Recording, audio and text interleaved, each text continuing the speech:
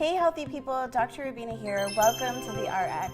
Did you know that in Philadelphia, including the greater Philadelphia area, there are 22 schools with graduate programs? So what a graduate program is something like law school, nursing, or business. So who better to give us the grad school survival tips is Dr. Janan Dean. She has a PhD in social work and she's the founder of Wild Academia. Thank you so much for being here. I'm so excited to be here. There's so many great grad schools here in Philadelphia. We have UPenn, Temple, Drexel, so it's really great. I think we can help a lot of people today. Yeah, and the students, they want to know what's in this bag. So what is part one of your survival kit? Well, part one of the survival kit has to do with something that causes a lot of grad students anxiety. Okay. The money. Oh yes, the money. Where's the money for grad school coming from? Okay. Grad school is not cheap. It can be 1 to 4 years even. Right. So you have to know where the money's going to come from, and that'll save you a lot of stress as you're going through your studies. So when you work with students, you help to identify what they're going to expect and what to expect afterwards as well. Exactly. Creating a realistic budget, okay, and then figuring out how to transition from grad school back to the job market. Oh, excellent. Okay, so what is survival tip number 2? Survival tip number 2 is about your schedule. Okay. So most grad students have a schedule. They write their deadlines, which is really great. Okay. But I like to go a step further and color code Nice. my deadlines. Okay. So I like to use pink to show things that are immediately important, Okay. things you really need to be working on. Next, you want to go to yellow. So those are things that are coming up that you really need to keep an eye out for. Okay. And blue are the things that would be nice to start now, but you can also put them on the back burner for a few days.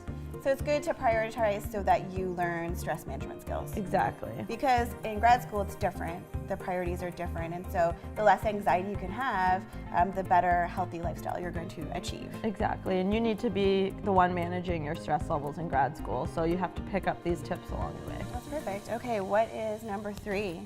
Number 3, so we've talked about stress levels, but Okay.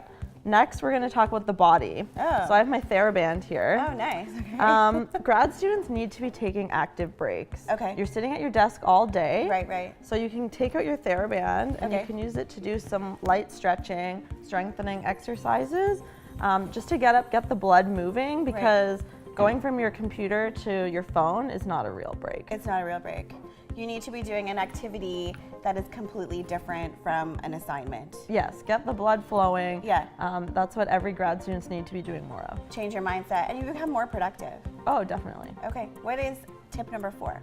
Tip number 4 is about self-confidence. Okay. So I've brought my journal here. I think all grad students need to be keeping a journal throughout the process. Okay. You're taking in so much information all the Right. time. You need to be writing down what you're thinking about the process, what your goals are, what skills you want to be getting. Okay. You can even write a letter to your future self, Oh, wow. outlining what exactly you want out of the experience, so it keeps you focused and it's a way to be accountable to yourself throughout the process.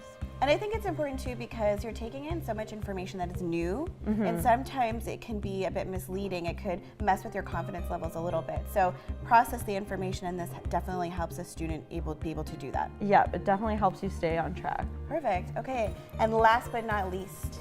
Last but not least, so I have here something every grad student has in their bag, Right. their phone. Okay. But one of the most important features of your phone is the power off button. Okay. You need to set some boundaries Okay. and learn to communicate in other ways with people and about things other than grad school. Okay. So you can always meet up with your friends, get in touch with your family again, but make sure that you're able to power off from your work for a little bit, so when you come back to it, you're refreshed and ready to go. So you need to separate both worlds, and that's something every grad student will learn that they need to do. Exactly. Okay.